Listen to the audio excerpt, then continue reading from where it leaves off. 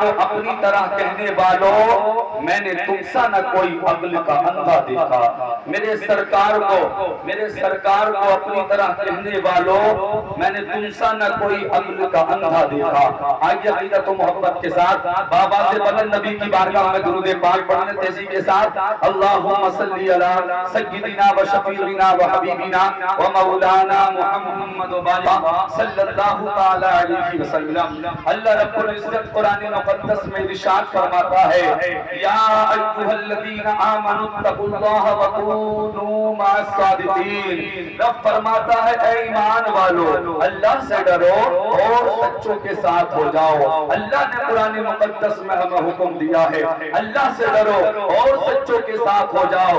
آپ کہو گے مولانا سچے کہاں ملیں گے, سچے کہاں تلاش کریں, سچے بھی تو ملنا بہت مشکل ہے. تو قرآن اسے بھی بیان فرماتا ہے 5 مقارہ ہے. رب فرماتا ہے من النبیین والصدیقین والشہداء والصالحین. رب فرماتا ہے نبیین سچے ہیں, صدیقین سچے ہیں, شہداء سچے ہیں, صالحین سچے ہیں. مختصر یہ جہاں جہاں بھی اللہ کے نیک بندے اپنی آرام گاہوں میں آرام فرما ہے ہمیں ان کے دامن سے وابستہ ہو کے زندگی کو گزارتا ہے. چاہے وہ بریلی شریف کے اعلی حضرت ہو, چاہے وہ کچوچا کے حضور مخدوم سمنا ہو, چاہے وہ اجمیر شریف کے حضور صاحب, چاہے وہ اجمیر شریف کے قریب نواز ہو, چاہے وہ کلیل شریف کے میرے صابر پاک ہو. جہاں جہاں بھی اللہ کے نیک بندے آرام فرما ہے ہمیں ان کے دامن سے وابستہ ہونا ہے, ان سے محبت کر کے زندگی کو گزارتا ہے. کبھی دنیا میں بھی کامیابی ملے گی, کبھی آخرت میں بھی کامیابی ملے گی. اے لوگوں ذرا زندگی پر غور کرو. چہلم کی محفل ہے, مرنا ہر ایک کو ہے, اپنی اپنی قبر میں ہر ایک کو جانا ہے. آج ہمارے پاس موت کی کیا تیاری ہے, ہم اپنی موت کو کتنا یاد کرتے ہیں. آج ہم اپنی موت کو بھول چکے ہیں, ہم اپنی قبر کو یاد نہیں کرتے. ہم یہ یاد نہیں کرتے کہ ایک دن قیامت کا دن ہوگا, ہمیں رب کی بارگاہ میں حاضر ہونا ہوگا. 90% نوجوان, یہ میرا تجربہ ہے, نوجوان یہ بھول گئے کہ موت بھی آنی ہے, موت بھی آنی ہے. دنیا کے نشے میں, دولت کے نشے میں, پیسے کے نشے میں, اور اب تو اتنا ذرا ہے. آج ہم نے اپنے موت کو بھلا دیا ہے. اے لوگوں دنیا میں کامیابی چاہتے ہو, قبر میں کامیابی چاہتے ہو, قیامت کے دن قیامت کی پریشانیوں سے بچنا چاہتے ہو تو اللہ سے محبت کرنی ہوگی, اللہ کے نبی سے محبت کرنی ہوگی. وہ صحابہ کی محبت دل میں بسا کے زندگی کو گزارنا ہوگا.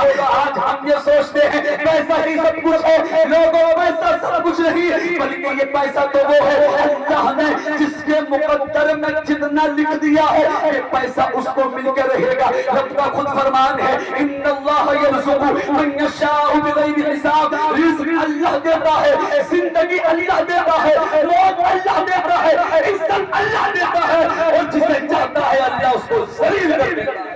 لاکھ لوگ کوششیں کر لیں ذلیل کرنے کی, جب تک رب نہیں چاہے گا کوئی کسی کو ذلیل نہیں کر سکتا, کوئی کسی کو رسوا نہیں کر سکتا. لاکھ کوششیں کر لے کسی کا کوئی مذاق اڑانے کی, لاکھ کوششیں کر لے کوئی کسی کا مذاق بنانے کی. جس کو اللہ نے بلند کر دیا ہے اس کو کوئی نیچا نہیں کر سکتا. جس کو میرے مصطفیٰ نے بلند کر دیا ہے اس کو کوئی نیچا نہیں کر سکتا. کسی شاعر نے کہا ہے زمانے کی نگاہوں میں کوئی رسوا ہو نہیں سکتا.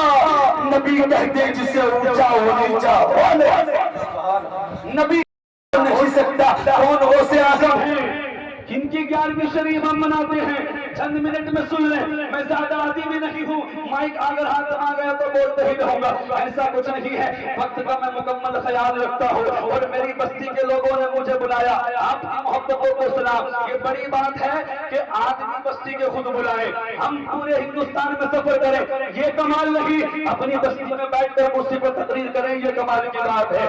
اب جب آپ آئے ہیں تو سنیں ہمیں دنیا میں کیا کرنا ہے. ہمیں سب سے پہلے اپنے رب کو راضی کرنا ہے اور نبی کی محبت دل میں بسا کے زندگی کو گزارنا ہے. اور خدا کی قسم ایسی موت کی تیاری کرو بعد مرنے کے, جب تمہارا جنازہ بڑا کی گلیوں سے گزر رہا ہو, لوگ رونے پہ مجبور ہو جائے اور یہ کہیں بڑا اچھا تھا, بھوکوں کو کھانا کھلاتا تھا, بڑا اچھا تھا, پیاسوں کو پانی پلاتا تھا. لوگ یہ کہنے پہ مجبور ہو جائے ارے نمازی کا جنازہ جا رہا ہے, قرآن پڑھنے والے کا جنازہ جا رہا ہے, حاجی کا جنازہ جا رہا ہے. لوگ یہ کہیں پہ مجبور نبی کا گستاخ نہیں ہے، یہ جنازہ تو رسول پاک کے وفادار کا جنازہ ہے۔ ارے اللہ تعالیٰ نے رات جو ہے عوام کے لیے دی ہے، گناہ کے لیے نہیں دی۔ آج ہماری بستی کا حال دیکھے، جائزہ لے کر دیکھے، شراب نوشی عام ہو چکی ہے، نوجوان شراب پیتے ہوئے نظر آتے ہیں۔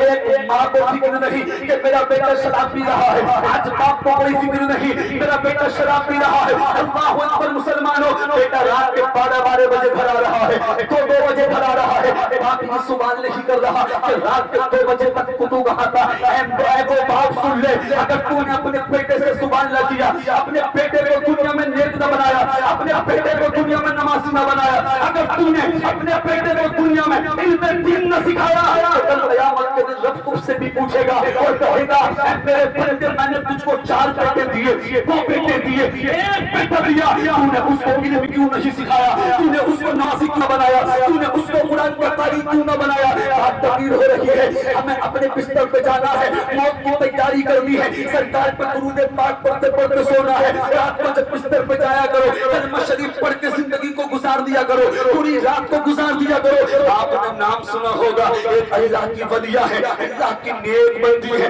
جن کا نام تاریخ میں حضرت رابعہ بصری آتی ہے۔ جانتے ہو کتنی نیکوکار تھی، کتنی پرہیزگار تھی حضرت رابعہ بصری؟ دن میں روزہ رکھتی تھی، قرآن کی تلاوت کرتی تھی، اور رات میں اللہ کی عبادت کرتی تھی۔ اور جب حضرت رابعہ بصری رات میں اللہ کی عبادت کرتی تھی، اللہ کی عبادت کرتے کرتے آپ کو جب نیند کا غلبہ آتا، آج ہم گانوں میں ایئر فون لگاتے ہیں، گانے سنتے سنتے سو جاتے ہیں، مووی دیکھتے دیکھتے سو جاتے ہیں۔ سنو، حضرت رابعہ بصری کہتی ہیں تاریخ کے اندر آیا، میں نے خود پڑھا، میں ذمہ دار ہوں جتنا بول رہا ہوں اس کا۔ اب ذرا غور سے سنیں، حضرت رابعہ بصری جب رات کو اللہ کی عبادت کرتی تھی، نماز عشاء کے بعد سارے کام سے فارغ ہونے کے بعد اللہ کی عبادت کرتی تھی، اور جب اللہ کی عبادت کرتے کرتے آپ کو نیند کا غلبہ آتا تو آپ بستر نہیں پکڑتی تھی، تکیہ نہیں پکڑتی تھی، اپنے بستر پہ جا کر نہیں سوتی تھی، بلکہ اپنے گھر کے آنگن میں ٹہلنے لگتی تھی، گھر میں ٹہلنے لگتی تھی، اور خود سے کہتی تھی اے رابعہ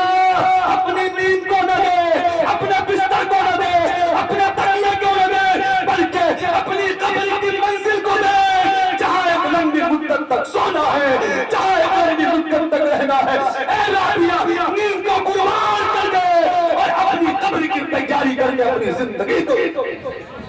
یہ حضرت رابعہ بصری کی زندگی تھی، دن میں روزہ رکھتی تھی، رات کو اللہ کی عبادت کرتی تھی۔ میری ماں اور بہنیں سے بیٹھی ہیں، ذرا غور سے سنیں، اگر آج کوئی ماں چاہے میرا بیٹا نیک بن جائے تو اس ماں کو چاہیے وہ پہلے خود نیک بن جائے۔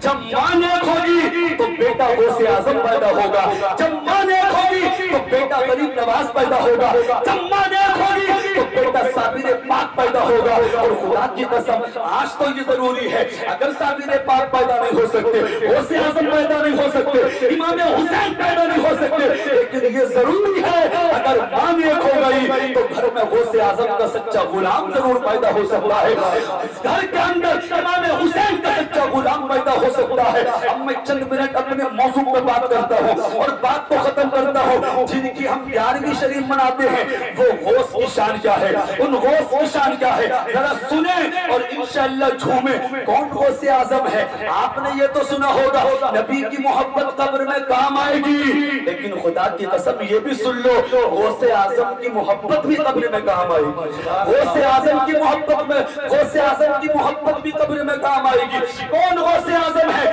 تاریخ کے اندر میں نے پڑھا، میں نے تاریخ کا مطالعہ کرا تو پتہ چلا ایک شخص تھا جو بڑا گنہگار تھا، فاسقوں میں سے تھا، گنہگاروں میں تھا، طرح طرح کے وہ گناہ کرتا تھا، طرح طرح کے غلط کام کرتا تھا۔ آخر جب اس کا انتقال ہوا، مرنا ہر ایک کو ہے، کچھ بھی کر لو موت آئے گی، موت آئے گی، بس اتنا اپنے ذہن میں رکھے، کسی کو کتنا ہی ستا لو، کسی کو کتنا ہی ظلم کر لو، کسی کو